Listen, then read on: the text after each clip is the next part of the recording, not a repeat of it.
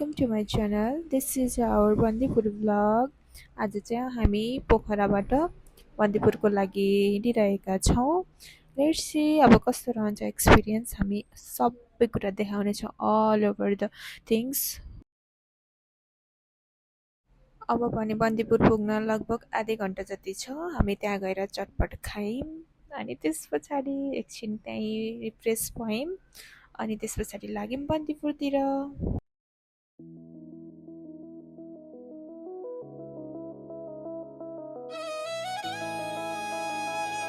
अब हामी बन्दीपुर आइसक्यौँ। यो हो बन्दीपुरको फर्स्ट स्टेप।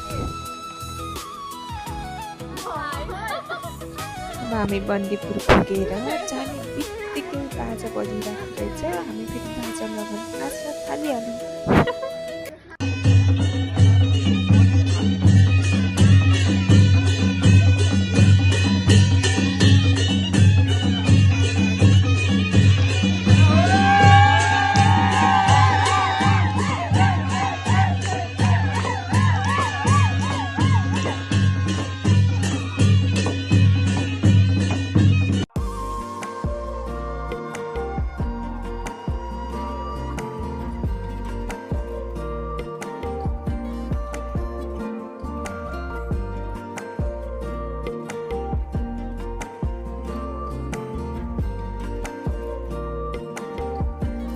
यो चाहिँ हाम्रो बन्दीपुरको भ्यू हो।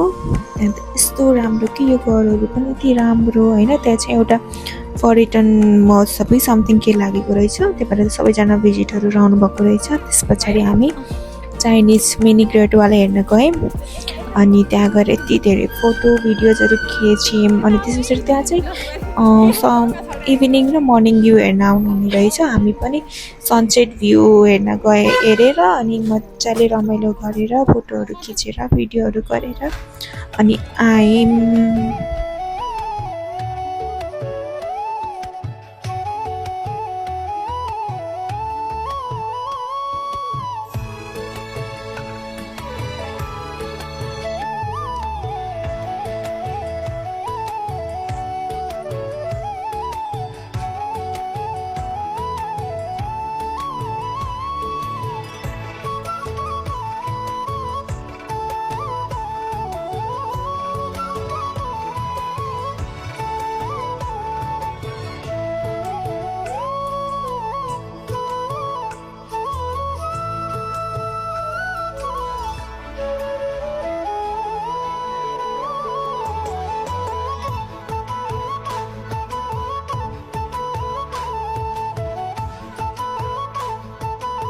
माथि गएर घुमेर आइसकेपछि फेरि हामी एक राउन्ड चाहिँ बन्दीपुरको त्यो नजारा हेर्न लाग्यौँ। त्यस पछाडि हामी होटेलमा गयौँ अनि त्यस पछाडि खानाहरू सबै बनिसकेर हामी चाहिँ अब बार्बिक्यू गर्ने भनेर त्यसको तयारीमा लाग्यौँ। त्यस पछाडि गीत गाउँदै नाच्दै बार्बिक्यू गऱ्यौँ।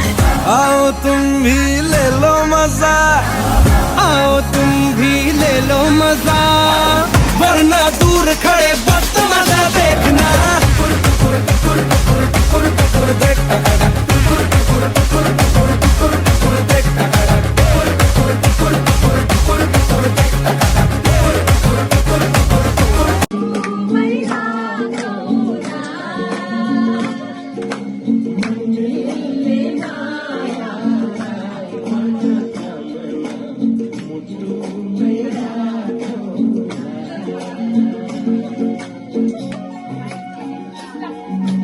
This is our second day.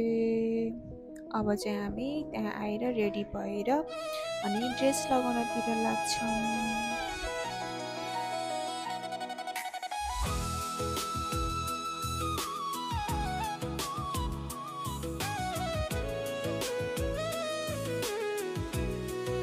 Then we wearing a new cultural dress.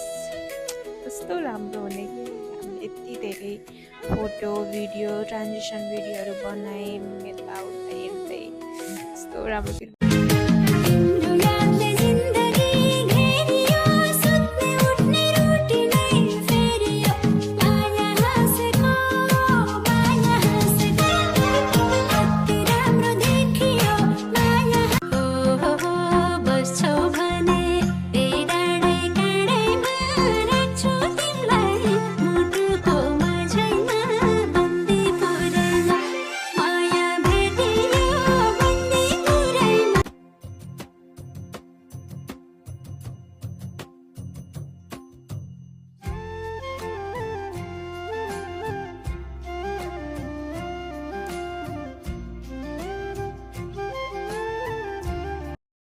अब हामी नेपालकै सबैभन्दा ठुलो गुफा सिद्ध गुफामा जान्छौँ। त्यो चाहिँ एसियाको चाहिँ दोस्रो र नेपालको चाहिँ सबैभन्दा ठुलो। यस्तो उकालो चढेर गइसकेपछि यो आउँछ, एकदम अलिकति हिँड्नुपर्छ। त्यस पछाडि चाहिँ यस्तो पिसफुल छ यो ठाउँ। त्यहाँ गइसकेपछि चाहिँ कस्तो स्वर्गमै गए जस्तो हुन्छ क्या, सब भुलिन्छ। यस्तो राम्रो एक्सपिरियन्स रह्यो। हामी चाहिँ त्यो पनि एक्सप्लोर गरेर आइसक्यौँ।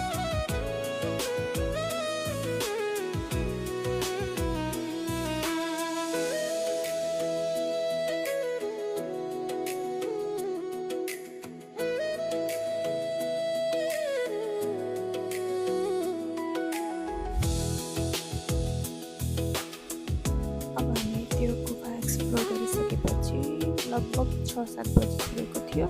6 चाहिँ बजिसकेको थियो। हामी अब हामी सुत्नको लागि बसिन्छौँ। ल गाउँ गाउँ देऊ ए सङ्गीता